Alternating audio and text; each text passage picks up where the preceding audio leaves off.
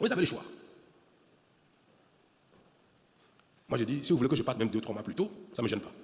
Si vous modifiez le rythme électoral et que l'élection présidentielle a lieu avant la vôtre, je vais promulguer. Je ne vais pas m'opposer à ça. Parce que, fini mon mandat 1 mois, 2 mois ou 3 mois avant, ce que je n'ai pas fait en 10 ans, ce n'est pas en 3 mois que je vais le faire.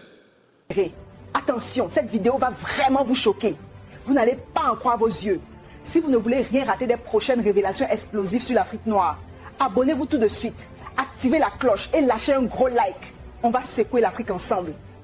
Deuxième question, la proposition de loi du député Hassan Seyibou a relancé une forte suspicion sur votre engagement de partir en 2026. Est-ce que vous partez vraiment en 2026? Vous avez le choix.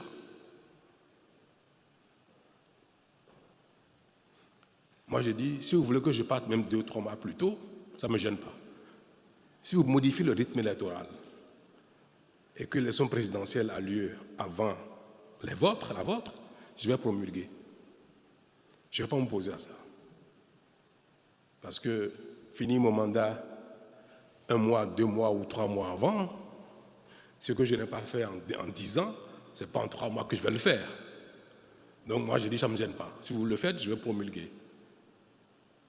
Et en ce moment, vous pourrez légitimement... Mais si vous ne faites pas et qu'on laisse le calendrier actuel, ce n'est pas à vous de parrainer les présidents, les candidats à venir. Ce sera les nouveaux députés et les nouveaux maires. C'est tout. Moi, j'ai entendu partout sur les médias, dans les réseaux sociaux, que je les ai réunis pour suggérer une modification de la Constitution. Et que cette suggestion-là est à craindre, si les gens me suivent,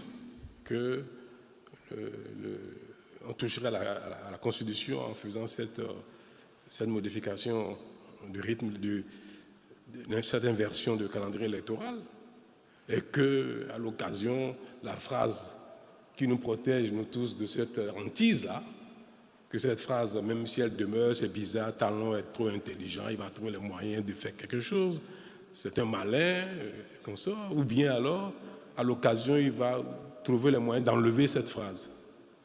Et j'ai dit aux démocrates à qui j'ai dit, mais écoutez, pour modifier la Constitution, pour enlever cette phrase, il faut que vous votiez pour. Vous avez le nombre qu'il faut pour ne permettre aucune modification contraire à votre compréhension de l'intérêt général.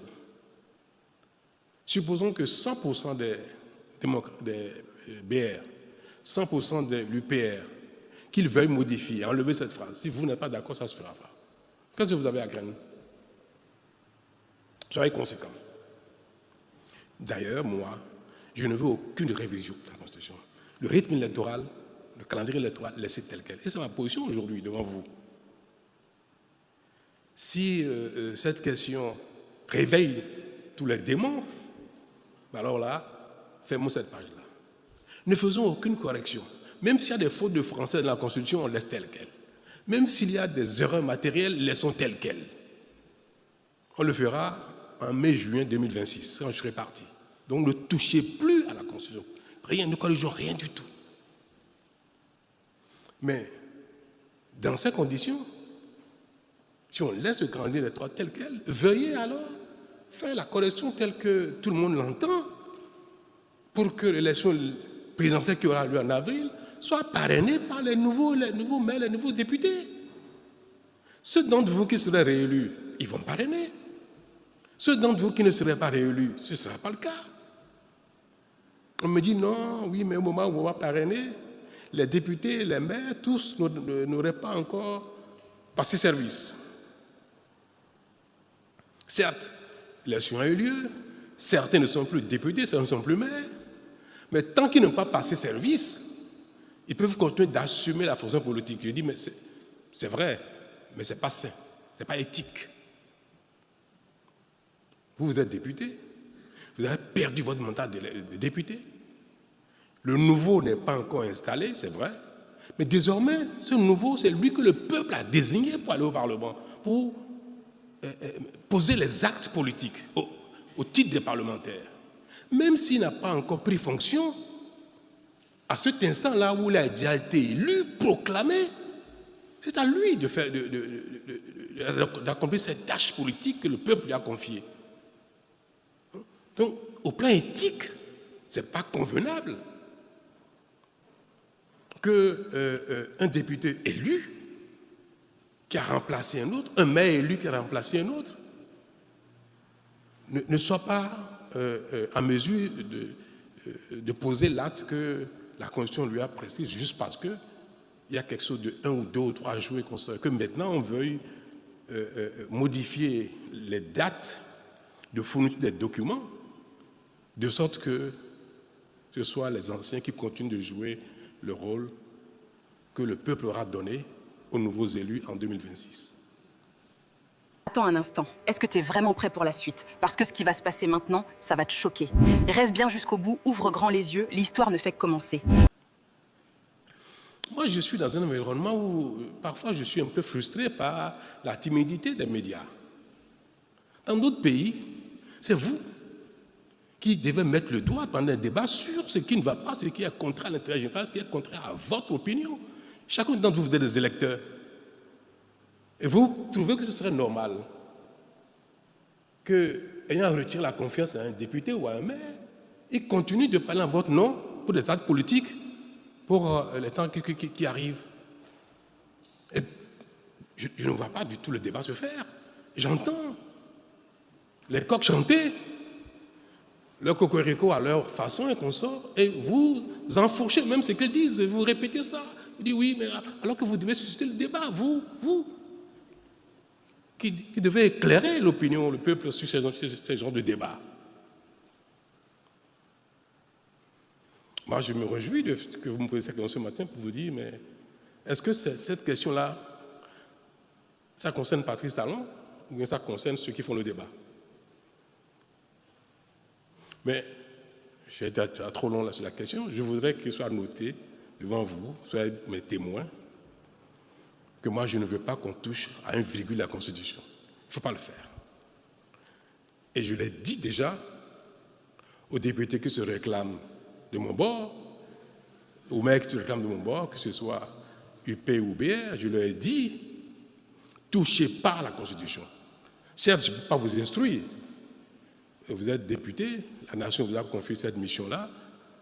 Vous pouvez même désobéir au parti parce que le mandat n'est pas impératif. Vous agissez au Parlement à votre âme et conscience, individuelle, ce qui est bon pour le pays. Mais je vous recommande de ne pas le faire. Je vous souhaite que vous ne fassiez pas. Je ne sais pas ce qu'ils vont faire demain.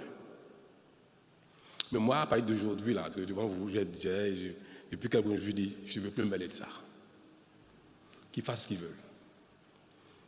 S'ils s'entendent, UP, BR, démocrates, pour modifier le code électoral par consensus ou simplement avec la majorité qualifiée nécessaire, moi je vais m'incliner, je vais promulguer. S'ils modifient quoi que ce soit et que nous sommes dans un régime démocratique, je suis un démocrate, si les choses se font selon les règles, je ne demanderai même pas de deuxième lecture pour quoi que ce soit, je vais promulguer. Parce qu'il est temps que les polémiques ne continuent pas d'animer notre vie au quotidien. Surtout que ça n'a pas d'intérêt. On notait, M. Ablogan, que, je ne demande aucune révision et je me poserai à la révision de la Constitution. Par les moyens qui me sont permis, en disant non, il ne faut pas le faire. Et puis, maintenant, s'ils le font comme je suis un démocrate et que ça s'impose à moi, je m'acharnerai à faire en sorte que ce que je ne trouve pas bien ne se fasse pas. Donc, à la limite, ne pas réviser. C'est moi mon choix de ne pas toucher la Constitution. 2, que les modifications à faire soient conformes à l'esprit de la Constitution et à l'éthique.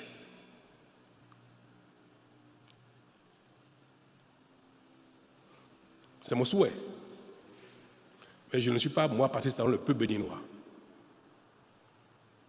Ce qui se fera, même si c'est contraire à ma vision et à ma conscience et à mon éthique, si ça se fait que je n'ai pas les moyens de le mettre en cause, je suis un démocrate, je m'inclinerai. Voilà ce que j'ai à dire en ce qui concerne votre première question. Avant de partir, si tu veux vraiment comprendre ce qui se passe en Afrique noire, abonne-toi à la chaîne. Et surtout, active notification.